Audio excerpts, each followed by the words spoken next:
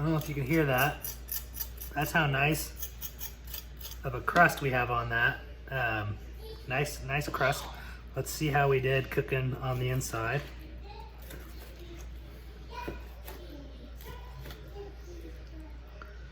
Oh yeah, that's just how I like them.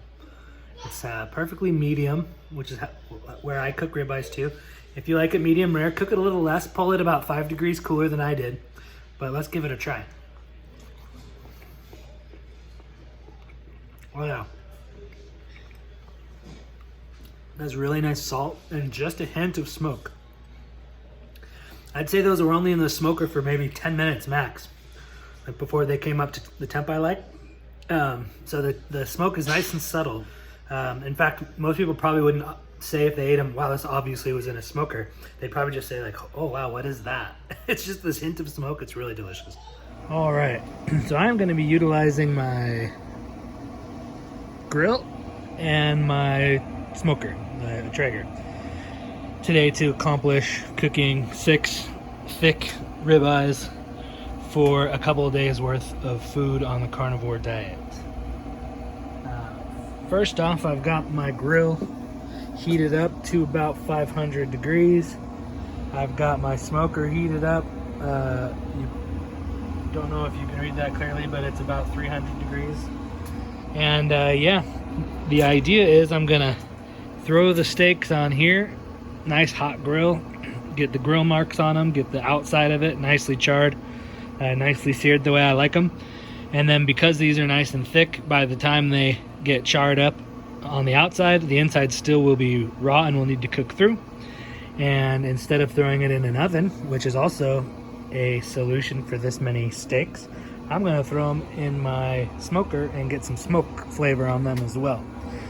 Now you could do it the opposite, where you start them in a smoker and then pull them out undercooked and then finish them on the grill and char them that way. That is just fine, and a lot of people prefer to do it that way.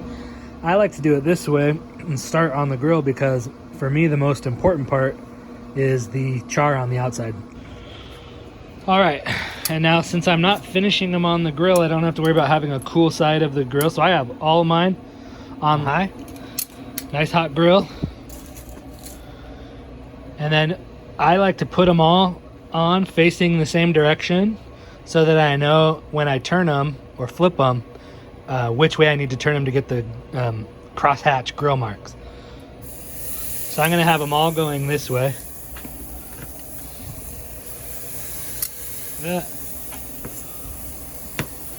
Now I do not want to put them on so closely that they're touching each other.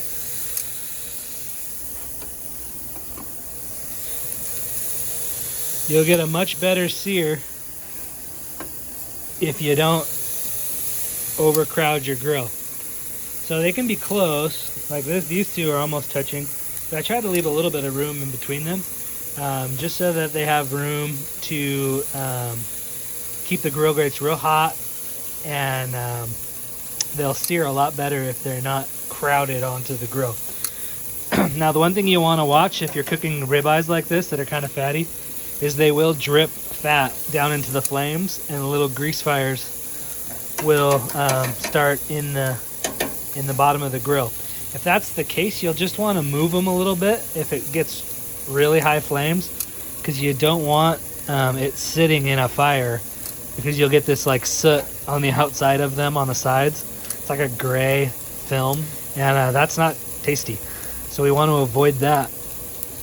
But yeah, otherwise I'm just going to keep an eye on them, and I'm not too worried about how long they stay on here. There's nothing on here that's going to burn like garlic or paprika or things like that, because it's just salt. So really I can leave them on for a little while and get a really good sear. These are thick, so they're not going to cook through on the grill. I'm going to cook them through on the smoker, so I'm not too worried about having to get them off at a certain time. I really want to just make sure they get really good color on the outside. So once I get really good vertical lines on these steaks, and I can always peek, so like this guy, I'm checking, and they're still pretty light. So I'm going to pop that back. I want them a little bit better grill marks than that, but once I get them and they look good and I peek, they look good, then I'm going to rotate them all like that, so that the top of them are now facing like here. And then that'll give that crosshatch grill mark that people like on their steaks. All right, so I'm going to take a peek at one of these guys here. And that actually looks pretty good. So I'm going to go ahead and flip a couple of these. Like I said, I want them going this direction now. That looks better. Now these down here don't get quite as hot as quickly. Actually, that looks pretty good. So I'm gonna go ahead and check these guys here.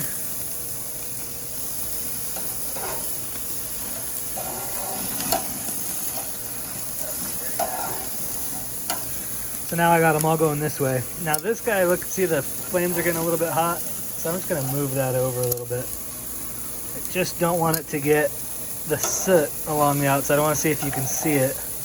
You're getting a little bit right there. You see how that's kind of black? That's not necessarily what I want. So I just want to avoid it being too much in the flame there. But yeah, so I'm going to leave them on this direction until I get nice, good crosshatch pattern. And then I'll flip them over. So that one's looking pretty good. So I'm going to go ahead and flip that one. I like the way that one looks. I'm going to flip that one. Oh yeah, that one looks really, really nice. I'm going to flip that one. Pretty good. That one needed some more time. That one looks okay. That one actually, I think I want to let go a little bit longer. I got some flare-ups right there. So yeah, I'm just gonna kind of let those go. Once I get the nice marks this direction, I'm gonna turn them 90 degrees. I'm not flipping them, I'm just rotating them. So instead of facing this direction, they're facing this direction. Once they are marked up the way I want them to, I'm gonna transfer them over to my smoker and I'll finish them up in the smoker. All right, so you can see, like, for example, this one's got really nice color. It's got good color on both sides. And it's only 100 degrees inside, so it's still raw, 99 degrees inside. So these steaks have been on the fire for maybe 4 minutes. Just trying to get a good sear on all sides. That's looking really nice. Oh yeah, look at that. Oh, that's beautiful. And once they've got good color like these do, they're only at 100 degrees, so they're going to be in the smoker for a little bit of time. But these all look like they have pretty good color. I'm going to go ahead and transfer them over to the smoker. All right, this one's actually got the thermometer in it. Like that. Maybe like that. Now I want to let them have space because I want the air and smoke to be able to get, doesn't that look nice? Be able to get all the way around these. I don't want them touching. But yeah, beautiful. And so I'm just gonna start letting them come up to temperature. I'm gonna turn off my grill because I'm done with it. So I'm gonna pull them once they hit 130 to 132 degrees. And not all the steaks are gonna hit the same point at the same time. So I'm gonna temp each steak individually and pull each one off when it hits the right temperature. I think that one there is looking at 131 degrees. So we're gonna go ahead and pull that.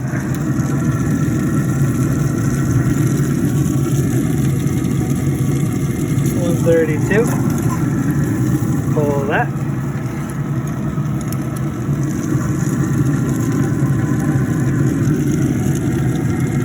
123. So these two still have a little bit longer. I'm gonna let those go a little while. I'll just keep an eye on those and then I'll just pull them when they hit 130 degrees. All right, so those all came off the grill. They all came to temperature. They're all looking pretty good. I'm at about 133. So what I'm gonna do with these is I brought them inside and I am just going to let them rest for about 10 to 15 minutes. I do not want to slice into these yet. If I sliced into these now with them being hot right off the grill, all their juices would spill out. And you can see there is some juice that's coming out of these guys. That's normal. But if I were to slice into them right now, there would just be a pool of juices all over the cutting board. By letting them rest for 10 minutes or 15 minutes, all those juices will redistribute back into the meat, and when I slice it, they'll be nice and juicy. All right, time to cut up some steak for leftovers. I've got one here. I don't know if you can hear that. That's how nice of a crust we have on that. Nice crust. Let's see how we did cooking on the inside.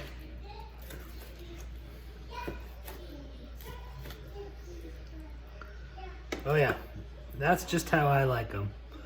It's perfectly medium, which is where I cook ribeyes too. If you like it medium rare, cook it a little less. Pull it about 5 degrees cooler than I did. But let's give it a try.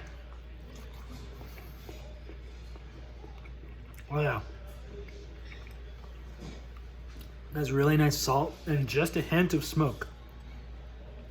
I'd say those were only in the smoker for maybe 10 minutes max, like before they came up to the temp I like. So the smoke is nice and subtle. In fact, most people probably wouldn't say if they ate them, wow, this obviously was in a smoker. They'd probably just say like, oh wow, what is that? It's just this hint of smoke. It's really delicious.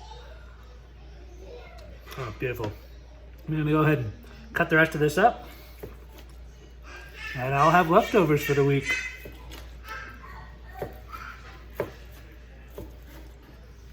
All right, so I've got a couple of containers of leftovers. There's actually, in the pan that I used, all these juices that while they were cooling we just kind of seeped out of the steak. I like to actually put these back in and let them cool with some of those juices in there, and that'll help give it a little moisture when I reheat them, and it just tastes really good, so I don't want to waste it. So I pop that back in. These are ready to go, so I'm just gonna, and I've got at least 4 meals. I bet this will last 5 between the Joy and myself. Yeah, there we go. There's lunch for the week.